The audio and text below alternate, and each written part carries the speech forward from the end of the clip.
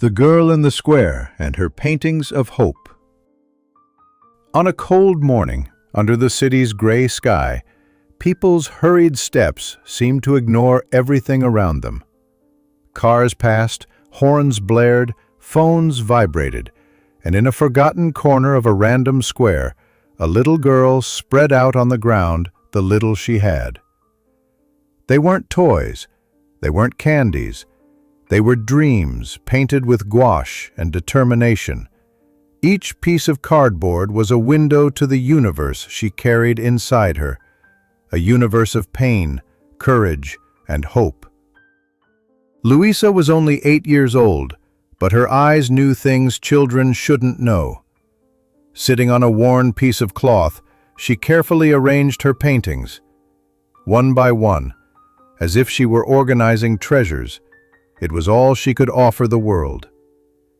Beside them, a simple sign written in large, clumsy letters. Paintings for $5. I'm saving for my treatment. Thank you. Most people walked straight past, as if she were invisible. Some glanced quickly, quickening their pace.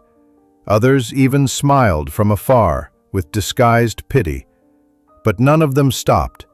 None asked her name. None asked why a girl that age was there, selling art in the cold. Luísa had already learned not to expect much, but she didn't lose the sweetness on her face. Whenever someone looked, even for a fleeting moment, she smiled. That kind of smile that asks for nothing, only wishes to be seen. Until that Saturday, he appeared. Sebastian Wolf, a tall man with perfectly combed gray hair, wearing a dark overcoat that contrasted with the faded environment of the square. He had a serene, almost cold expression. He walked with slow steps, like someone observing the world in silence.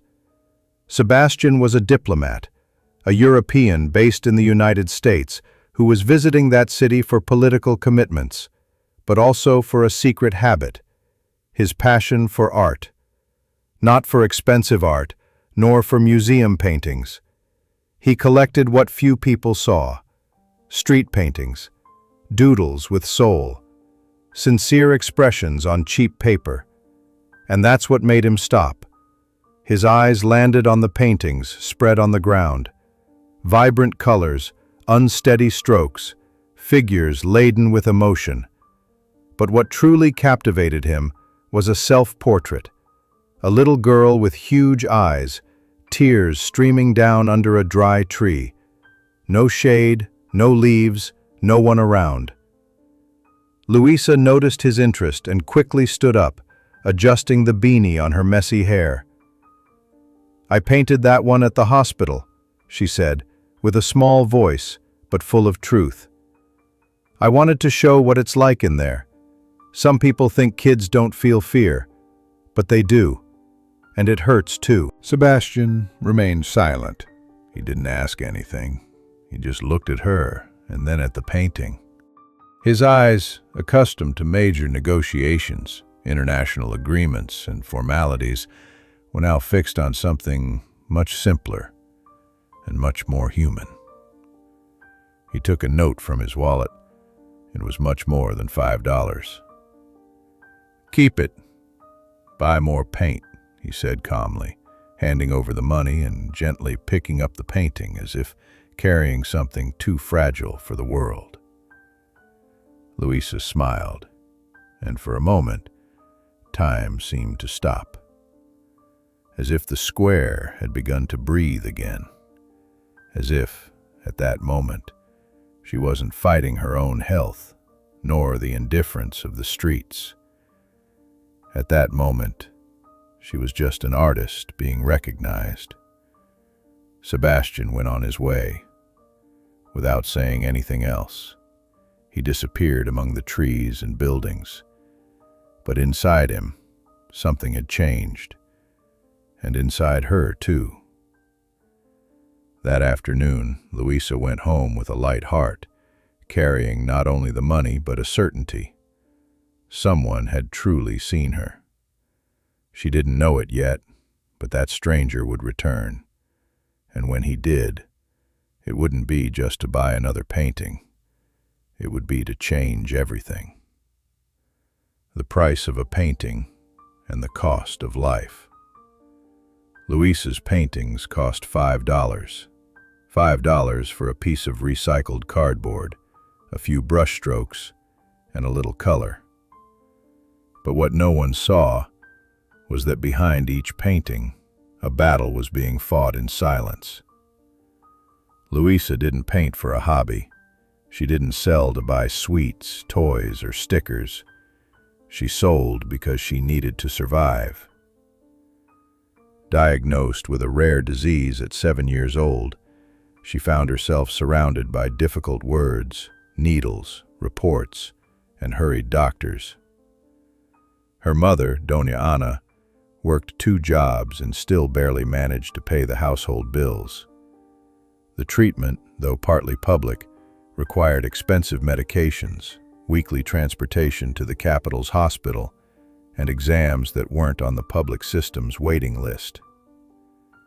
Every month, a new struggle.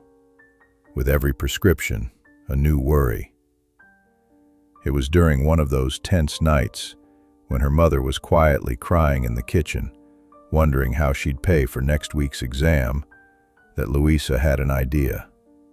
She grabbed her school paints, some leftover cardboard pieces from the market, and started to paint. She painted what she felt. She painted what she remembered. She painted not to cry. At first, she hid her drawings from everyone. She was ashamed. She thought no one would care. But one day, she saw a boy selling handmade bracelets in the square, and something sparked within her. "What if I sold things too?" she quietly asked her mother. Doña Ana hesitated. She didn't want her daughter to be exposed, but she also knew that at that moment, help could come from anywhere, and Luísa wasn't begging. She was offering the most beautiful thing she had. And so began Saturday mornings in the square. It was always the same ritual. Wake up early, prepare lunch, separate the drawings, put on her beanie, spread the cloth on the ground, and hope someone would stop. Sometimes she sold 2, sometimes none. On good days, she'd leave with $20 in her pocket. On bad days, she'd return with only the wind on her face. But she never gave up. "Mommy, I sell more when I smile," she'd say, as if she'd already understood one of the invisible laws of the world. The truth was, those $5 were never just for the paper. They were $5 for empathy, for humanity, for connection. It was the symbolic value of a girl who transformed suffering into art, who painted pain with the colors that still remained within her. And that's why Sebastian Wolf's gesture carried so much weight. For anyone else, buying a painting from Luísa would have just been an act of kindness, a pleasantry, a good deed for the day. But for her, that mysterious man represented something different. He didn't just buy, he looked, he felt, and he paid much more than the asking price, as if saying silently that she was worth more, that her pain wouldn't go unnoticed. That night, Doña Ana counted the bills on the table. It was more than they could save in an entire week. She cried, not from sadness, but from relief. "You're saving us, my daughter," she said, kissing the girl's forehead. And Luísa just smiled, because deep down, she already knew those paintings were more than just art. They were colorful pleas for help, and that day, someone had finally listened. A man among many. Sebastian Wolf was no ordinary person. He wasn't the type of man who stood out with a loud voice or grand gestures. He was discreet, almost invisible to most, yet he carried a presence that commanded respect. Born in a small European town, Sebastian always had a different way of looking at the world. While other children chased after expensive toys, he was captivated by small details: a fallen leaf, the texture of a wall, the play of light in an old painting. It was this sensitivity that led him to the world of diplomacy, a career marked by travel, negotiations, and meetings with influential people. But above all, he was a man who carried a silent passion for art within him. In his daily work, Sebastian dealt with papers, protocols, and important decisions. But on weekends, he indulged in his hobby, collecting works that no one saw. Works laden with real stories that spoke of life in its rawest, purest form. It was during one of those Saturday mornings, while walking through the city square where he had lived for a few years in the United States, that Sebastian found something that unexpectedly caught his attention. Luísa was there, spreading her paintings on the cold ground of the square while the world rushed by around her. Sebastian had passed by that spot countless times, but he had never truly stopped to look. That morning, something changed. He observed the vibrant colors of the paintings, the emotion-filled strokes. He felt an immediate connection with that simple yet true art. Sebastian knew that, for him, art was more than a collection. It was a way to communicate without words, to express what couldn't be explained. And at that moment, he understood that there, in that forgotten corner of the square, was an urgent message. He approached slowly, like someone respecting a sanctuary. Luísa looked up and met his gaze with a mix of curiosity and shyness. Without saying much, Sebastian picked up one of the paintings, the self-portrait that showed a little girl with tears in her eyes, sitting under a dry tree. His gesture was gentle, almost reverent. He took money from his pocket and offered the highest amount he could, without expecting change. Luísa was surprised. It was the first time someone had paid so well for her art. But for Sebastian, it wasn't about money. It was about seeing, about recognizing a talent that was yet to bloom. He carried an old weight with him, a silence that had accompanied him since his youth, an episode that deeply marked him and made art his refuge and his redemption. In his travels, he saw different worlds. He saw suffering, joy, hope. But that little artist had something unique. She painted her soul. She showed her truth, and that touched him. Sebastian left the square with the painting in his hands, but also with the certainty that he needed to return. Not just to buy another drawing, but to help, because he knew that Luísa's world was much bigger than that piece of cardboard, and that sometimes all a person needs is to be seen. The painting that touched a heart of stone. Sebastian Wolf wasn't exactly known for his emotions. In diplomatic circles, he was admired for his calculated coolness, his ability to remain calm even in the most tense situations, and his skill in negotiating with the toughest faces in the world. They said he had a heart of stone, but no one knew why. In his youth, Sebastian had lost someone he loved deeply, his younger sister, Elena. She was only 9 years old when she was taken by a silent illness, one of those that gives no warning, just arrives and takes. He was 18 at the time, and since that day, something inside him had gone out. Art was his escape. Paintings, photographs, sculptures, anything that connected him to Elena's memory. But even collecting so many works, none had ever managed to reach that empty space left within him. Until he met Luísa. The painting he had taken from the square that Saturday wouldn't leave his mind. It was simple, painted with gouache on used cardboard. But there was something there, a raw, painful truth. The girl in the drawing had tears streaming down, but it wasn't just any cry. It was the kind of tear that doesn't scream. It just streams, slowly, like someone who has cried too much and now just waits. Sebastian hung the painting in his office. It was the first time such a rustic piece shared space with signed, valuable works. But it wasn't a matter of aesthetics. It was about impact. Each morning upon entering his room, his eyes would meet that painting, and every time a memory returned.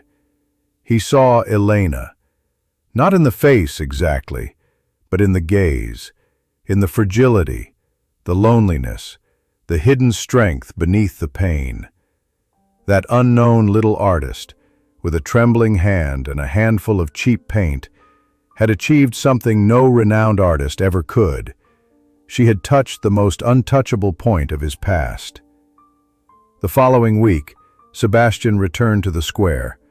Luísa was there, sitting in the same spot, selling with the same timid smile. This time, he knelt down. He looked at all the paintings carefully, and he chose another one, a painting showing a child holding a red balloon, about to release it into the sky. "What does this balloon represent?" he asked, curious. Luísa thought for a moment before answering. "It's what we love. Sometimes we have to let it go, even if it hurts." Sebastian swallowed hard. The answer was like a punch to the gut. He bought that painting too, and another, and one more. But more than collecting, he wanted to understand. Who was this girl who painted pain with such purity? How could someone so small carry so much meaning in every color? That night, Sebastian didn't sleep.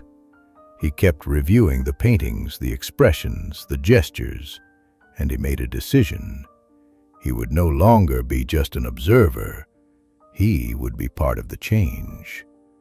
Because, deep down, that painting he had bought on impulse had done something he never thought possible. It had broken the stone around his heart. And for the first time in years, Sebastian felt like doing something not out of duty, but out of compassion. From then on, Luísa's destiny and his would be intertwined, all because of a painting, painted by a little girl, and felt by a man who thought he felt nothing anymore. The silent encounter that would change everything. The following Saturday dawned cloudy. A chilly breeze swept through the trees in the square, and the leaves danced on the ground as if the wind were rehearsing a show just for those willing to observe. Luísa arrived early, as always. With her hands protected by fingerless gloves, she spread her cloth in the same familiar corner. There, between concrete benches and hurried footsteps, she laid out her paintings, small fragments of her soul. But there was something different that morning. It was as if the air was denser, time slower. In the distance, Sebastian Wolf walked in silence. His step was firm, but his heart was restless. He wasn't coming just as a collector. He came as a man moved, as someone who had felt the silent call of another's pain and decided not to ignore it. When Luísa's eyes met his, there was a moment of pause, as if both knew, without saying anything, that something was about to happen. "Good morning," he said with a slight nod. "Hi," she replied, shyly but with a sparkle in her eyes. This time he didn't look at the paintings. He sat down beside her on the nearest bench and remained silent for a few moments, observing the movement in the square, the people passing by without noticing that small, colorful universe on the ground. "You paint with your heart, you know," he said without taking his eyes off the horizon. Luísa smiled. "My mom says that when we feel a lot and can't speak, art helps to explain." Sebastian nodded. That made too much sense. Then he took an envelope from his pocket. He handed it to her without fanfare. Luísa took it, not understanding. "It's for you," he said. "Don't worry about it now. Give it to your mother when you get home." She opened the envelope right there, carefully. Inside, there was a card with a handwritten phrase, "True art is not in the paintings, but in the act of never giving up painting, even amidst pain." And along with the card, there was a check. The amount? much more than anyone would imagine. Enough to pay for the treatment, the exams, the medicine, and more than that, for Luísa to be just a child again for a while. "But why?" she asked, her voice choked. Sebastian hesitated. He took a deep breath before answering. "Because one day I lost someone like you, and if someone had reached out back then, maybe the story would have been different." Luísa said nothing. She just held the envelope close to her chest. At that moment, no more words were needed, because they both knew that encounter would change the course of history, not just her life, but his too. The square, the people, the noise of the world, everything seemed to have disappeared. There, only two human beings existed, who recognized each other in pain and decided to transform suffering into hope. Sebastian stood up, said goodbye with a light touch on the girl's shoulder, and walked away without looking back. But he left behind something much greater than money. He left dignity, he left faith, and above all, he left the certainty that even in silence, encounters can change destinies. When art finds an unexpected protector. Sebastian didn't return to the square the following weekend, nor the one after that. Luísa started to think he might have just been a good breeze that passed by, one of those that touches the soul and vanishes with time. But she was wrong. While she continued painting her pictures and helping her mother with treatment preparations, something bigger was already in motion. Behind the scenes, Sebastian Wolf hadn't stopped. On the contrary, he began to act with the precision and strategy of someone who had already solved much more complex problems, only now driven by a much more personal purpose. The first thing he did was contact a longtime friend, a curator at a renowned art gallery in the city. Sebastian sent photos of Luísa's paintings, without explaining much, simply saying, "Take a look at these. I need you to see them with your heart, not with market standards." Hours later, she replied, "Who is this child? This is raw, intense, real. I've never seen anything like it." Sebastian smiled. That was it. Luísa didn't need pity, she needed space. Within a few days, he organized something Luísa would never have imagined, a small charity exhibition. Not in a luxurious gallery, but in a neighborhood cultural center, accessible, popular, genuine. The event would be announced as Colors of Hope, the Art of a Struggling Childhood. And everything would be done with a single objective, to give visibility to Luísa's talent and at the same time to raise funds for her full recovery. He took care of everything. The paintings would be reproduced in high quality so the originals would remain with the girl. He made sure to maintain anonymity, stating only that the exhibition was conceived by a friend of art. For Sebastian, it wasn't about applause, it was about dignity. Meanwhile, Luísa continued painting unaware. Her afternoons were full of colors, brushstrokes, and dreams. And now, with the first treatment exams being scheduled, a new feeling began to emerge: hope. Then, one afternoon, her mother received a call. "Mrs. Marta, good afternoon. This is Santa Helena Cultural Center. We would like to invite you and your daughter to a special evening. We are organizing a charity exhibition featuring Luísa's works." On the other end of the line, silence. "Pardon?" her mother said, incredulous. "Yes, someone introduced us to the paintings, and we want to exhibit them. We already have printed invitations and confirmed donors. Admission will be free, but all sales of the replicas will be donated to the family." Marta sat down. Emotion came over her like an avalanche. That night, when she told Luísa, the girl cried. But it wasn't sadness. It was a gentle cry, like soft rain watering dry soil. Across town, Sebastian watched everything discreetly. He had already arranged transportation for them, new clothes for the event, and even a team of volunteer photographers to capture that unique moment. When art finds an unexpected protector, destiny bends, talent blossoms, hope takes the stage, and even without stepping into the spotlight, Sebastian Wolf became the greatest collector of smiles he had ever known. Because deep down, he had understood something that no money can buy. True art isn't in the paintings we hang on the wall, but in the lives we help to color. From cardboard to embassy walls. Night had fallen, and with it, an anxiety Luísa could barely name. She wore a simple but new light blue dress, a gift from the cultural center.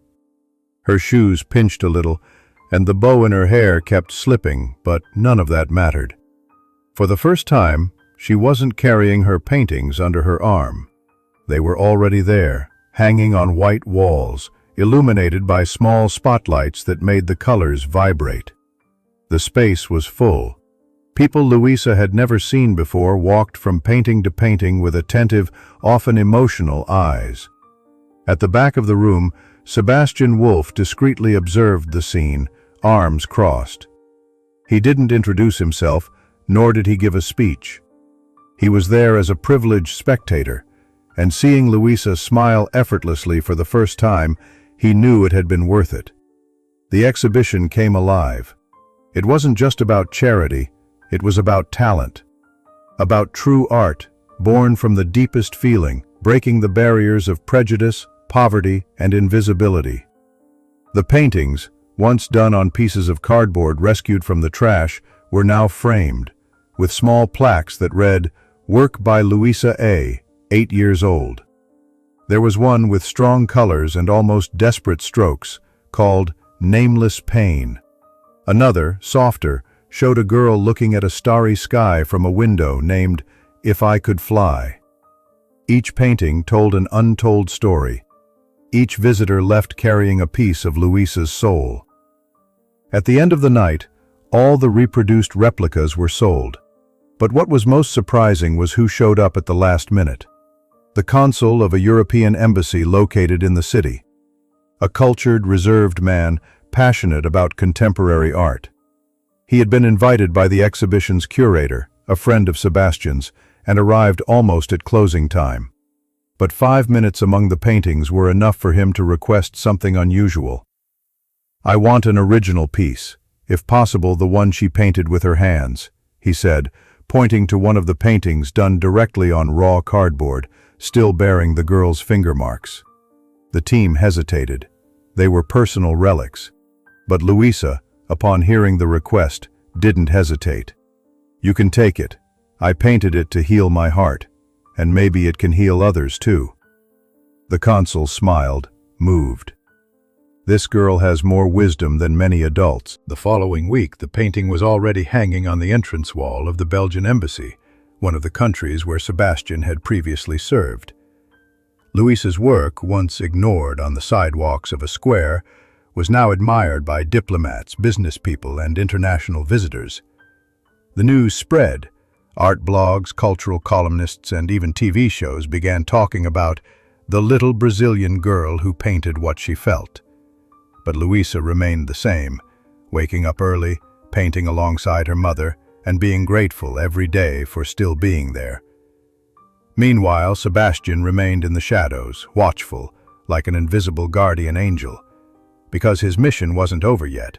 The world needed to know Luísa, and Luísa just needed to keep being herself. From cardboard to the walls of an embassy, her art was gaining new horizons, but her heart remained in the same place, firm, courageous, and full of paint. The girl who painted pain. It all began with a photo. It was a simple image, Luísa smiling shyly next to one of her paintings, her fingers still stained with paint. The setting? The exhibition at the Cultural Center days earlier. The caption, written by an anonymous visitor, read, "She paints what she feels," and what she feels is more beautiful than what many people can express with words. Within hours, the post exploded. Comments, likes, shares. Dozens of profiles began reposting the image with phrases like, "Art saves," "This girl is a miracle," "Look at this." But what truly touched people wasn't just the talent. It was the story. In every post, someone recounted, with details or just fragments, the silent struggle of a little girl who sold paintings on the street to pay for her treatment. And now, her art crossed digital borders and moved the world. A local TV journalist saw the repercussion and decided to do a report. She arrived with her team one afternoon when Luísa was sitting on her home's porch, painting in silence. She wasn't impressed by cameras, lights, or microphones, but she was happy to know that perhaps her story could inspire other children. "I didn't want to be famous," she said before the camera in her small voice. "I just wanted to get better soon and paint happy places." The report aired on a Sunday night. In less than 24 hours, Luísa was already being called the girl who painted pain on news portals, radio stations, and even international TV programs. Celebrities began sharing her paintings, publishers requested authorization to use her images on book covers, and NGOs offered to fund the rest of her treatment. But amidst all this commotion, Luísa remained the same. She still slept in her simple little room, she still used her cheap paints and worn brushes, and she still drew what she felt. However, now, beside her bed, there was a new box, full of letters, notes, and drawings from children all over the world. Some said, "You taught me not to give up." Others, "I also painted my fear after seeing you." It was as if her courage had given others permission to be fragile and strong at the same time. Sebastian Wolf, seeing all this unfold, did not appear at any of the public events. He didn't give interviews, but he followed everything with the eyes of someone who knew this was just the beginning. One day, he sent an email to Luísa's mother saying, "The world is finally hearing what she had been silently screaming for a long time." With the exhibition closed and media attention turned to the girl, an unusual proposal arrived. A European museum, specialized in children's art, wanted to create a permanent wing with Luísa's works, called The Colors of Courage. In addition, they offered a full scholarship to an international art school with bilingual education, medical follow-up, and emotional support. Marta, her mother, cried for hours before telling her daughter the news. "They want you there, to learn more, paint more, and teach too." Luísa just smiled. "So, does that mean now I'm going to paint with my heart in other languages?" "Yes, Luísa, exactly that, because her art transcended pain. And now it was a symbol of something greater, hope. The gift from silence." Sebastian Wolf had always been a man of few words, a diplomat by profession, discreet by nature. Accustomed to the back rooms of power, to formal meetings, to the silent corridors of embassies, and to polite smiles that hid secrets, he learned, early on, never to get involved. But Luísa broke through all those defenses. Since the first painting he bought on that cold morning in the square, something had changed in him. And even from a distance, Sebastian followed her every step.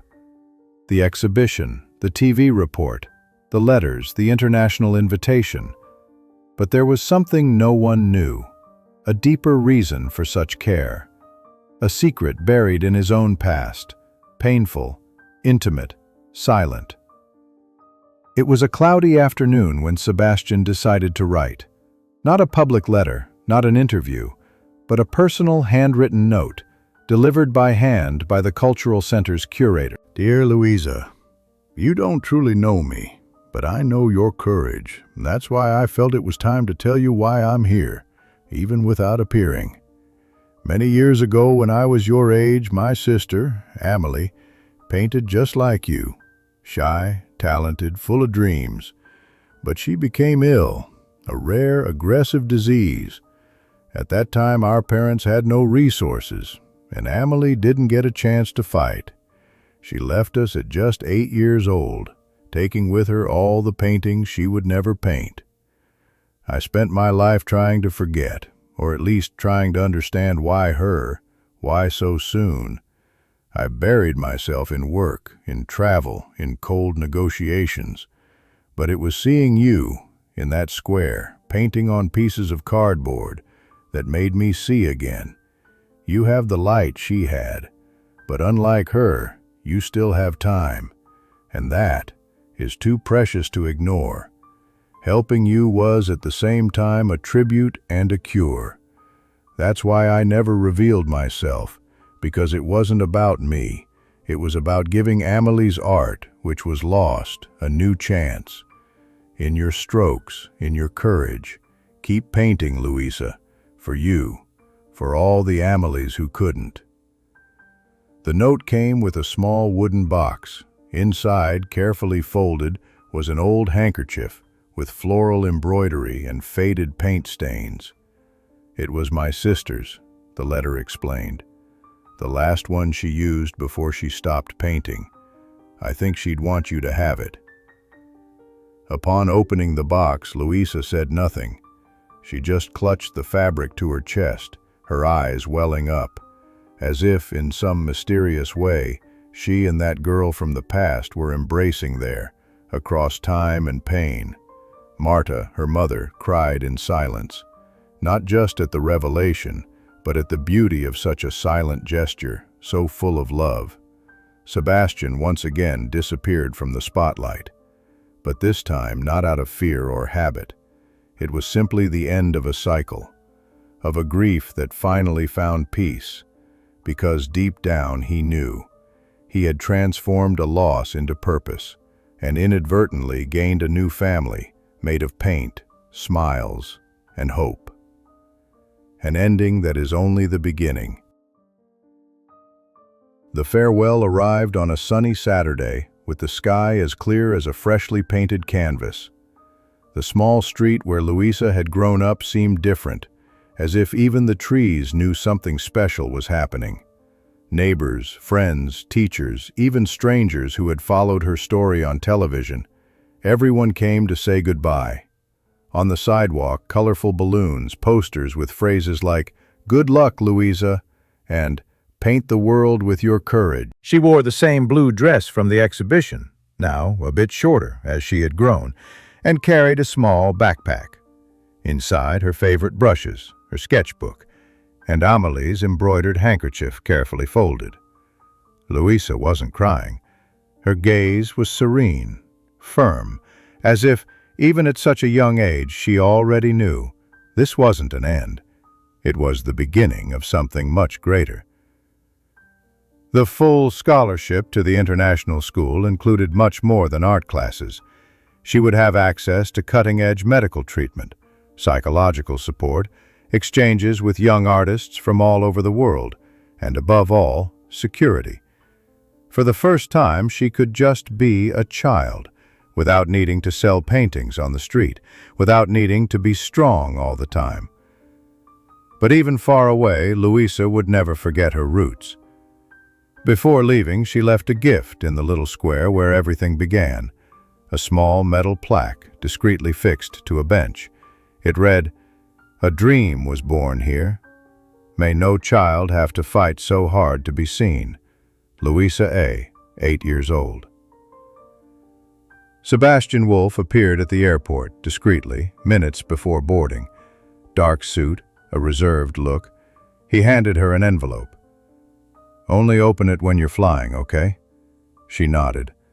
And as the plane cut through the clouds, with the city lights becoming distant dots, Luísa opened the envelope carefully. Inside, a single sheet, with a handwritten phrase. "You changed my life. Now, go change the world. Sebastian." And so, at 8 years old, Luísa embarked towards the unknown, not as a celebrity, not as an exception, but as a living symbol of something the world often forgets, that sometimes all someone needs is to be seen. Months later, her paintings were in contemporary art galleries, international magazines, school books. But her greatest achievement wasn't on canvases, it was in the seeds she planted. Children began to paint in shelters, hospitals, communities. Art projects blossomed in public schools, and mothers, upon hearing her story, hugged their children tighter. Luísa had become much more than an artist. She was a bridge. She was a voice. She was colorful hope in a world that at times insists on being gray. And as the plane disappeared among the clouds, the city below seemed to sigh, knowing that the little girl from the square was no longer just hers. Now she belonged to the world, and this was only the beginning. This story shows us that hope can be born even from the most unlikely places. A child with brushes and courage can touch the heart of a diplomat and transform the world with her colors. And sometimes, all someone needs is to be seen, with attention, with empathy, with love.